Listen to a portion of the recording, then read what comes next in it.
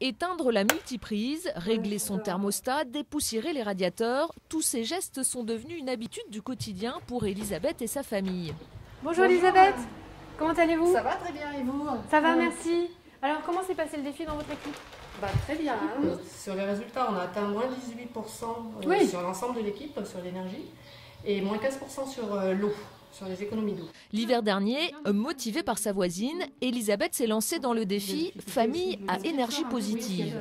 Une équipe de plusieurs familles de voisins et un pari, atteindre 8% d'économie d'énergie entre novembre et avril. L'idée, c'est de montrer qu'à l'échelle d'un foyer, on peut aussi réduire ses consommations d'énergie de manière ludique et conviviale, sans contrainte, et qu'on peut facilement réduire ses factures.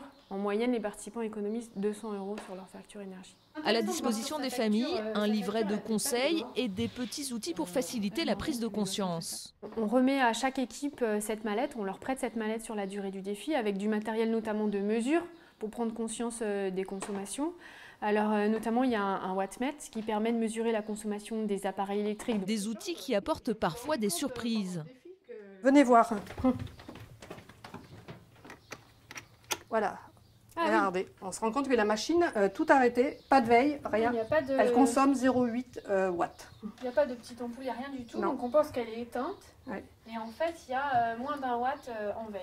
Voilà.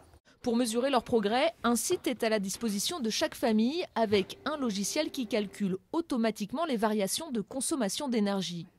Au début, les résultats n'étaient pas terribles, parce que j'étais à plus 6%, plus 10% par rapport à l'année précédente.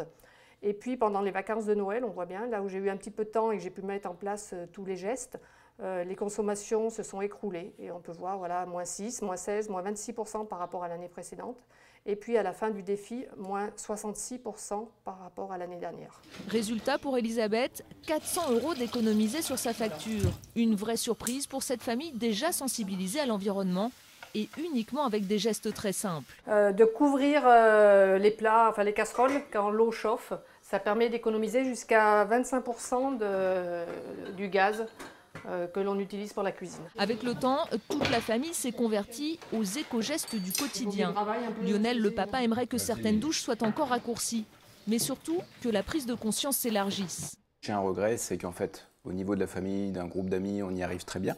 Mais ce que je regrette un peu, c'est qu'au boulot, on laisse toutes les lumières allumées. Au boulot, on met la clim à fond. À la mairie, on va voir la douche dans les vestiaires du stade qui va couler tout le temps et qui ne s'arrête pas. C'est dommage. L'hiver prochain, la famille se lancera peut-être à nouveau dans le défi. En Rhône-Alpes, elles sont déjà plus de 1700 à avoir joué le jeu de l'engagement pour le climat. Ça ne sensibilise pas les